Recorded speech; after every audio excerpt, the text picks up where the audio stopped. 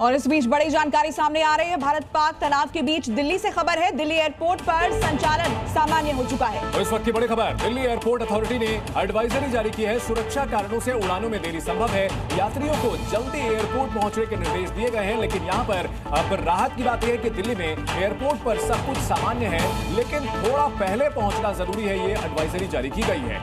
इस वक्त की बड़ी खबर है कि उड़ानों में देरी जरूर हो सकती है। यात्रियों से यह अनुरोध किया गया है कि वो समय से पहले एयरपोर्ट पर पहुंचे। और हमारे साथ स्टूडियो में हमारे गेस्ट मौजूद है, कर्नल शशांक कौशल हमारे साथ है बतौर डिफेंस एक्सपर्ट।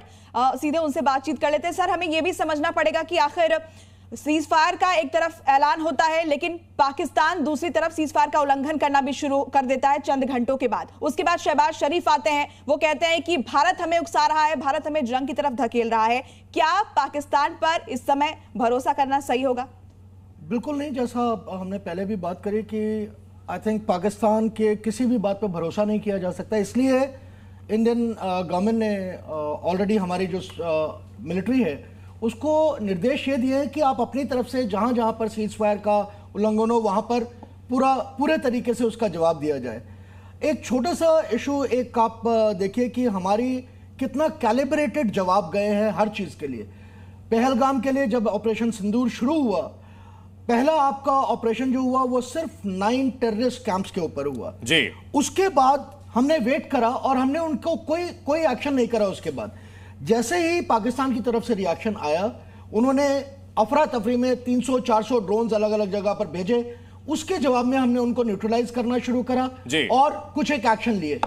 उसके बावजूद अगर वो नहीं माने तो अगले दिन हमें उनके 9 मिलिट्री एस्टैब्लिशमेंट्स पे, जब हमारे मिलिट्री एस्टैब्लिशमेंट्स पे अटैक हुआ तो उनके 9 बिल्कुल कैलिब्रेटेड और बिल्कुल कोऑर्डिनेटेड, यानी ये माना जाए कि भारत का जो ऑब्जेक्टिव था ऑपरेशन सिंदूर का, और उसके बाद ये उम्मीद यही की जा रही थी कि पाकिस्तान की ओर से मिस एडवेंचर किया जाएगा, वो सब कुछ भारत के प्लान के हिसाब से हुआ है, ये माना जाए? एग्जैक्टली। आई थिंक बहुत ही इंपॉर्टेंट सवाल है ये, और इसका जवाब आपको हमारी कार्रवाई में पूरा नजर आता है।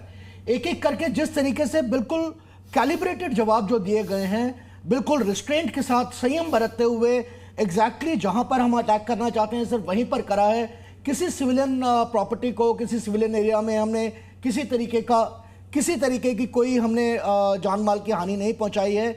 उससे यह पता लगता है कि हमारी सरकार का एम बहुत ही क्लियर और कंसाइज था कि हम अटैक कोई अफरा तफरी नहीं दिख रही थी, कोई बड़बोलापन नहीं दिख रहा था। ये बहुत ही संतुलित था भारत का रवैया। और इसके उलट अगर पाकिस्तान की बात की जाए तो पाकिस्तान में लगातार गीदड़ भभकी दी जा रही थी, धमकियां दी जा रही थी, न्यूक्स की बात की जा रही थी। इस बीच बता दें दर्शकों को कि अमेरिकी राष्ट्रपति डोनाल्ड ट्रंप के हस्तक्षेप के बाद भारत पाकिस्तान के बीच युद्ध विराम हुआ। लेकिन पाकिस्तान ने अमेरिकी राष्ट्रपति के बयान के बाद अगले 3 घंटे में ही सीज फायर का उल्लंघन कर दिया।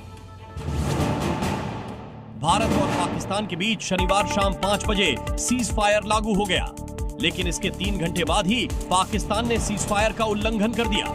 रात 8 बजे से पाकिस्तान की तरफ से जम्मू कश्मीर के अखनूर, पुंछ, नौशेरा, श्रीनगर, आरएसपुरा, सांबा, ऊधमपुर में फायरिंग की गई और ऊधमपुर में ड्रोन से हमला किया गया।